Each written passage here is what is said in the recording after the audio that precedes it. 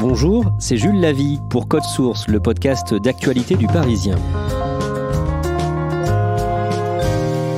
Le SARS-CoV-2 endeuille des familles, inquiète la plupart d'entre nous et paralyse l'économie. Alors on a cherché à mieux connaître cet ennemi invisible. Comment apparaît un nouveau virus? Que fait-il précisément dans l'organisme? Pourquoi certains cas sont bénins quand d'autres sont dramatiques? Dans cet épisode de Code Source, nous allons poser ces questions et beaucoup d'autres à une spécialiste des coronavirus, la professeure Astrid Vabré, chef du service virologie au CHU de Caen. Astrid Vabré, vous êtes médecin, vous travaillez sur les coronavirus depuis une trentaine d'années, vous dirigez le service virologie de l'hôpital de Caen. Vous, au tout départ, comment est-ce que vous entendez parler de cette épidémie pour la première fois? Nous fréquentons beaucoup le site ProMed, qui est un site d'alerte sur la mise en évidence de pathologies émergentes. Sur ce site, on voit dès le mois de décembre la description de pneumonies qui ne sont pas encore étiquetées. Donc on ne sait pas encore si c'est quelque chose qui va être réglé ou si c'est quelque chose qui va être l'objet de l'identification d'un nouveau pathogène. À ce moment-là, est-ce que ça vous inquiète? Ça ne nous inquiète pas, ça nous intéresse. Surtout quand on travaille sur des pathogènes responsables de maladies respiratoires. Évidemment, on est intéressé. On est même un peu excité parce qu'on finit par aimer notre objet d'étude et on est très intéressé par l'identification de pathologies qui sont pas étiquetées ou de l'émergence de virus. À quel moment vous avez plus d'informations sur ce nouveau virus? On a plus d'informations sur ce nouveau virus dès début janvier, quand les Chinois ont commencé à le séquencer et à déposer les séquences sur des sites accessibles. Donc on peut commencer à avoir accès à ces données, les comparer et ça s'accompagne en général d'informations sur le devenir clinique, la sévérité de l'infection, qui est atteint. Donc ça c'est début mi-janvier. Est-ce que ça vous rappelle les épidémies de SRAS en 2003 et de MERS en 2012 ? Alors ça rappelle forcément puisque c'est un coronavirus, mais c'est jamais vraiment la même histoire, tout en ayant des choses qui sont déjà vues. On va dire que c'est un petit peu comme un thriller. On sait qu'on a quelque chose d'émergent, on ne sait pas si l'infection va être importante, quel va être le niveau de diffusion. Donc le début de l'histoire, on est toujours très intéressé. À quoi vous êtes attentif du coup dans les jours et les semaines qui suivent?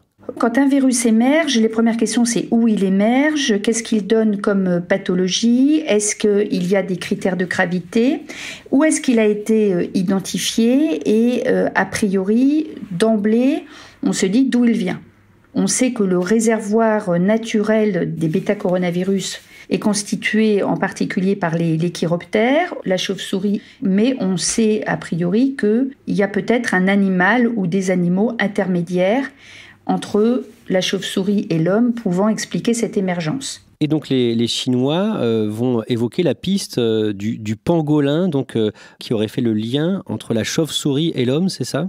Effectivement, au bout d'un moment, on a eu cette histoire de pangolin et très peu d'informations encore, en dehors du fait que le pangolin semble héberger un coronavirus proche du SARS-CoV-2, du Covid, et proche également d'un virus de chauve-souris, mais on n'a pas la reconstitution de l'histoire. Le nom de ce nouveau coronavirus, c'est SARS-CoV-2, c'est ça? Le virus a été nommé SARS-CoV-2 et l'infection a été nommée Covid-19 par l'OMS. Donc il y a un nom pour le virus et un nom pour l'infection qu'il cause. Est-ce qu'un virus est un être vivant? Pour moi, oui. Tout dépend de la définition de la vie. La vie n'a pas une définition consensuelle. Personne n'est d'accord sur la définition du vivant. Pour certains, donc, les virus n'appartiennent pas au monde du vivant et pour d'autres, si. Donc c'est un débat qui n'est pas tranché. Quel est le but de chaque virus? Je pense qu'une des bonnes définitions du vivant, c'est de diffuser et de se maintenir. Et donc, on peut imaginer qu'un virus, son but, c'est de se maintenir dans la nature. Est-ce que le virus a intérêt à nous tuer? Je ne sais pas s'il y a un dessin particulier, mais le virus n'a pas, on pourrait dire que le virus n'a pas intérêt à tuer l'hôte qui l'héberge. Depuis quand est-ce que les virus existent sur Terre ? Depuis les origines de la vie, et le premier virus a été identifié à la fin du XVIIIe siècle. La première façon qu'on avait de le définir, c'était d'être un élément ultrafiltrable, c'est-à-dire tellement petit qu'il passait au travers de tous les filtres. Et donc, la plupart des virus ont été découverts, identifiés, vus avec les progrès de la physique et donc des microscopes, début du XXe siècle. Par exemple, le premier virus de la grippe identifié, c'est 1931. Comment apparaissent les nouveaux virus ? Les nouveaux virus apparaissent par évolution d'ancêtres virus. En fait, c'est pas de la création pure, c'est de l'évolution. Les virus ont beaucoup de possibilités pour évoluer. Ils mutent. Ils peuvent également échanger du matériel génétique, donc il y a de nouveaux virus qui sont créés tous les jours. Et nous, on connaît en fait une toute petite partie des virus. Celle qui nous intéresse, c'est celle qui nous rend malades. En médecine, on les recherche dans un cadre médical. Est-ce qu'on sait combien il y a de virus dans le monde ? Non. Il y a déjà des difficultés à essayer de les classer et on identifie tous les jours dans le monde de nouveaux virus. Combien est-ce qu'il y a de familles de virus connues à ce jour ? C'est plusieurs milliers ? Je dirais 6-7 000 peut-être. Mais en fait, ça veut rien dire parce que ça ne reflète pas ce qui existe.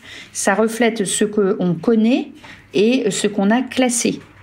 Donc c'est un monde assez infini, extrêmement diversifié. Les virus, ils sont partout ? Partout, déjà dans notre organisme, où on est fait de cellules dites humaines, plus des bactéries, plus des virus. Quand on regarde notre matériel génétique, le génome humain par exemple, le génome humain contient 8 à 10% de séquences virales.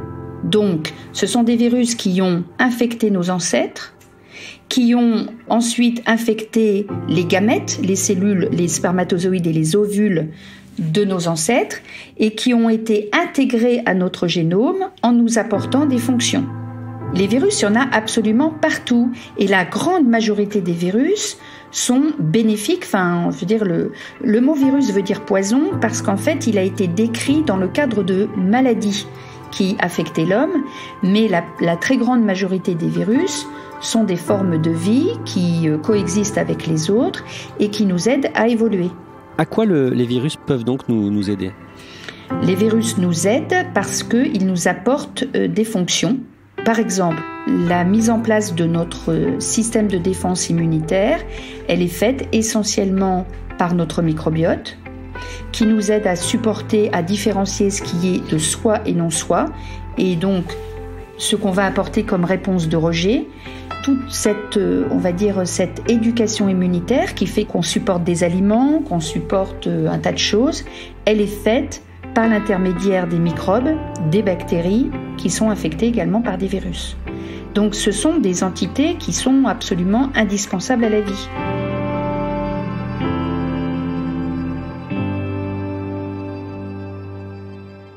Vous le disiez, tous les virus ne sont pas dangereux pour l'homme, ils sont même précieux, utiles ? Ils sont précieux et utiles, oui. Les virus infectent tout ce qu'on appelle le vivant. Ce sont des microbes qui régulent en fait beaucoup d'écosystèmes. Donc ils sont extrêmement importants pour la vie en général. Est-ce qu'on peut utiliser les virus pour soigner certaines maladies ? Oui, on utilise des virus pour soigner, notamment les cancers, puisqu'on peut utiliser les virus comme vecteurs. Comme on a vu que les virus, ils sont très professionnels pour pénétrer dans nos cellules. Et donc, par génie génétique, on peut utiliser certains virus pour transporter des gènes qui vont être délivrés à l'intérieur de nos cellules et qui vont être à l'origine de la fabrication de protéines qui vont nous permettre d'agir contre certaines maladies, notamment contre certains cancers.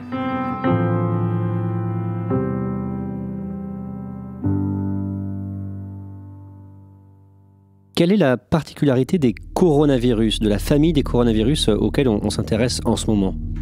Ce sont des virus qui ont d'abord été identifiés chez les animaux qui sont très bien connus des virologues vétérinaires, qui donnent des infections chez les animaux d'élevage. Ils ont été identifiés chez l'homme dans les années 60.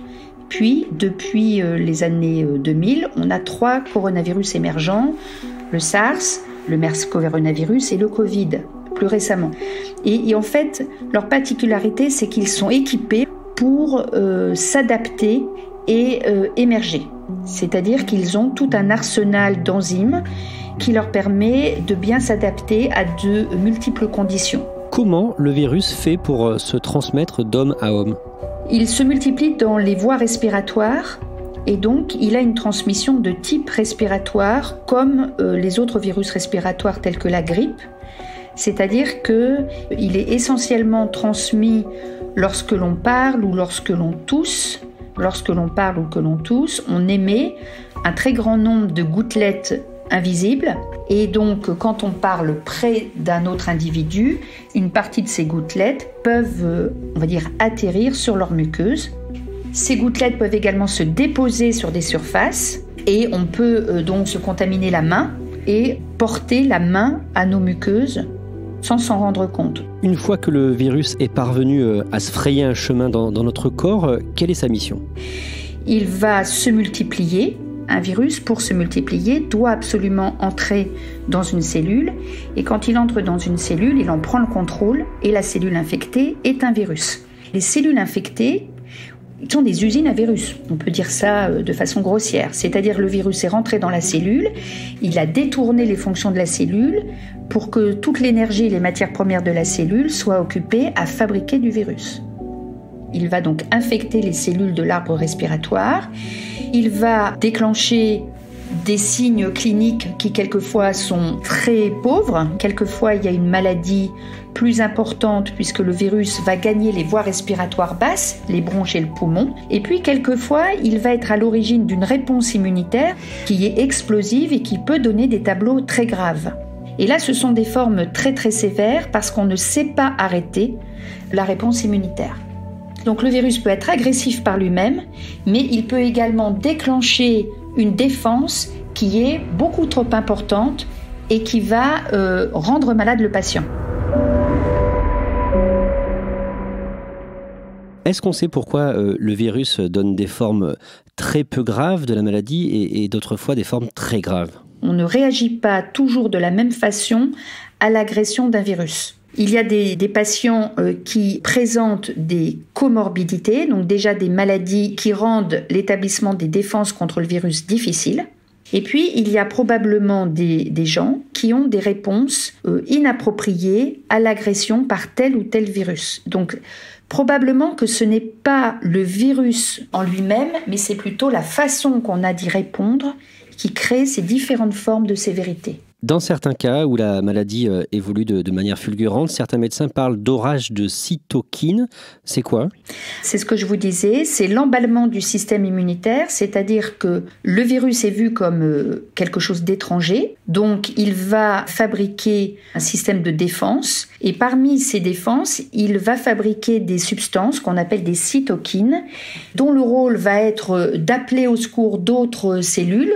Ces cytokines sont responsables d'un processus inflammatoire qui peut être extrêmement délétère sur le patient. Par exemple, quand il y a une réponse inflammatoire très importante au niveau du poumon, le poumon ne peut plus exercer ses fonctions vitales. À quoi ressemble le SARS-CoV-2 ? C'est l'image qu'on a tous en tête de cette boule avec des épines ? Ce qui est montré comme image du virus partout, c'est ce qu'on appelle la particule virale. Donc c'est un virus qui sort d'une cellule. Une grosse partie des virus sont à l'intérieur de nos cellules. Et quand ils sont à l'intérieur de nos cellules, ils n'ont pas cette forme-là. Ils sont, on va dire, en pièces détachées à l'intérieur de nos cellules. Et les cellules infectées sont une autre forme du virus. Donc, en fait, il y a deux sources. Quand vous voulez donner un médicament contre le virus, vous pourriez vous dire, je vais aller détruire ces particules virales. Le problème, c'est qu'on n'a aucun médicament qui est capable de détruire ces éléments qui sont entre nos cellules. Tous les médicaments antiviraux dont on dispose sont des médicaments qui agissent sur les cellules infectées et qui vont avoir pour objectif de diminuer la multiplication du virus à l'intérieur des cellules. Une seule chose peut nous permettre d'éliminer le virus, c'est de fabriquer nous-mêmes des cellules immunitaires tueuses qui vont aller tuer les cellules infectées. Donc la seule chose qui nous permet d'éliminer le virus, c'est notre propre système immunitaire qui doit répondre au bon moment et de la bonne façon. Et ça, c'est valable pour tous les virus? Bien sûr. Les médicaments, par exemple, contre le virus HIV, ils ont pour but d'agir sur les cellules infectées pour les empêcher de produire du virus. C'est la raison pour laquelle on dit, pour l'HIV, le sida, qu'on ne guérit pas.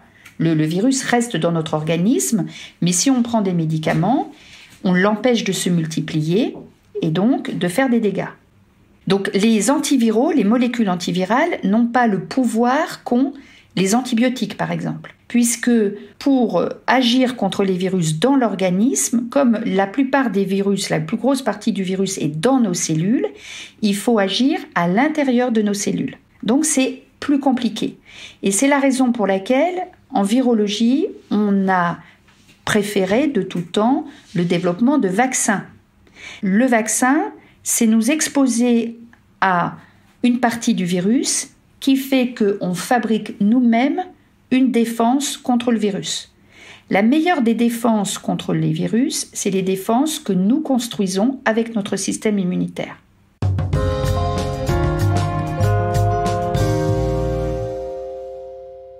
Aujourd'hui, vous pensez, vous en tant que spécialiste, que la meilleure chose à faire pour freiner cette épidémie, c'est bien de respecter le confinement ? Oui, là je pense que au point où on en est, effectivement, je pense que la mesure de confinement est la seule qui peut permettre de diminuer la transmission. C'est un virus contre lequel nous n'avons pas de vaccin. Nous avons des recherches vaccinales qui ont été entamées lors de l'émergence du SRAS et du MERS coronavirus, donc il y a déjà quelques données, mais le développement du vaccin va être trop long pour endiguer la vague épidémique. On pense que certaines molécules peuvent avoir une action, mais nous n'avons pas d'antiviral vraiment spécifique contre ce virus. On sait comment peut se terminer cette épidémie. Est-ce que le virus peut mourir tout seul ? Non, le virus ne va pas mourir. L'épidémie, elle peut s'éteindre. Le virus va infecter une grande partie de la population. Et au bout d'un moment, il va y avoir une grande partie de la population qui va être immunisée et protégée contre ce virus. Quand il y aura beaucoup de sujets qui seront protégés contre ce virus, le virus va moins circuler. Là, vous voulez dire dans plusieurs années ?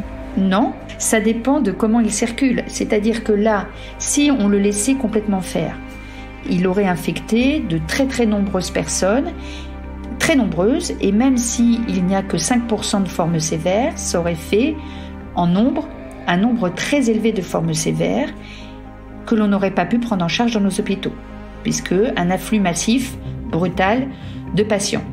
Donc ce qu'a essayé de faire le gouvernement, c'est d'étaler la courbe épidémique, c'est-à-dire de faire en sorte que la diffusion du virus soit ralentie et que la partie des formes sévères puisse être prise en charge par le système sanitaire français. Ça va donc diminuer le pic, ça va probablement allonger le temps de l'épidémie. Mais il va y avoir moins de morts puisque les formes graves seront prises en charge par le système hospitalier. Mais quand on va lever le confinement, il va falloir anticiper le fait que l'épidémie peut repartir. Et donc, il faut étaler de telle sorte que l'entrée du virus dans la population humaine fasse le moins de dégâts possible. Probablement que le Covid-19 va rester dans la population humaine et va circuler ensuite, probablement de façon saisonnière comme les autres. Professeur Astrid Vabré, pourquoi est-ce que les virus, et notamment les coronavirus, vous passionnent autant ? En fait, c'est une question de hasard. C'est simplement le fait que mon patron, quand j'étais jeune, mon patron m'a donné ce sujet d'étude à une période où personne ne s'intéressait à ces virus. C'est la raison pour laquelle je me suis tournée vers les gens qui les étudiaient, donc beaucoup de virologues vétérinaires à l'époque. Il y a eu des émergences de coronavirus qui ont suscité à chaque fois des programmes de recherche avec des découvertes et des avancées, mais les coronavirus sont longtemps restés un sujet d'étude qui a été peu, on va dire, financé par la recherche, car considéré comme non prioritaire. Non prioritaire parce qu'au départ, il ne s'attaquait pas à l'homme, c'est ça ? Si, ça fait très longtemps que les coronavirus infectent l'homme, mais il n'était pas considéré comme un virus pouvant donner des infections graves chez l'homme. Bien sûr, ça va changer. Ça a changé déjà un peu au moment du SRAS en 2002-2003, puis on a oublié. Ça a changé un petit peu lors de l'émergence du MERS coronavirus en 2012, puis on l'a oublié. Il y a eu d'autres virus qui ont émergé et qui ont retenu toute l'attention, dont par exemple le virus Ebola, le virus Zika, le virus chikungunya, la dengue. Là, avec le Covid, effectivement, les coronavirus ne vont plus être considérés comme des virus, on va dire, dont l'impact médical est mineur. Ça vous fait quoi de voir que ce sujet des coronavirus, auquel vous avez voué une grande partie de votre vie depuis une trentaine d'années, devient le sujet majeur pour la planète entière ? C'est très étonnant pour moi parce que quand j'ai commencé à travailler dessus, ça n'intéressait personne. Donc les financements ont été difficiles à avoir, et de voir maintenant que c'est le sujet, c'est vrai que c'est un petit peu étonnant. Alors sur le plan virologique, ça m'étonne pas beaucoup parce que on sait que ces virus peuvent créer des pandémies. En revanche, ce qui est une surprise, c'est les conséquences sur la façon dont on a construit notre monde, et ce qui est décevant, c'est l'incapacité qu'on a à faire de la prévention. Un philosophe, Emmanuel Kossia, a déclaré récemment « L'angoisse que nous éprouvons aujourd'hui vient en grande partie de ce que nous réalisons, que le plus petit être vivant est capable de paralyser la civilisation la mieux équipée techniquement ». Est-ce que vous êtes d'accord avec lui ? Oui, je pense qu'effectivement, on peut être un peu surpris des conséquences de cette épidémie. On sait déjà qu'il y a plusieurs dangers avec les microbes. On parle beaucoup, par exemple, de la résistance aux antibiotiques pour les bactéries. On sait que ça va probablement arriver un jour que des bactéries tueuses ne soient plus sensibles aux antibiotiques que l'on a. Pour les virus, c'est un peu plus compliqué parce que c'est très difficile à anticiper. On sait que ça va arriver depuis, on va dire, le Mésolithique, depuis très longtemps. On sait que des virus émergent, mais on a fait comme si on pouvait répondre toujours. Et là, en fait, on est arrivé à un point où une épidémie déséquilibre complètement les systèmes économiques, le système aussi de fourniture de certaines matières premières, etc. Donc, on n'a pas pris en considération, oui, les microbes. Merci professeur Astrid Vabré, chef du service virologie du CHU de Caen. Parmi vos ouvrages, on peut citer « Homme et virus, une relation durable » avec un point d'interrogation. Un livre paru aux éditions Les Petites Pommes du Savoir.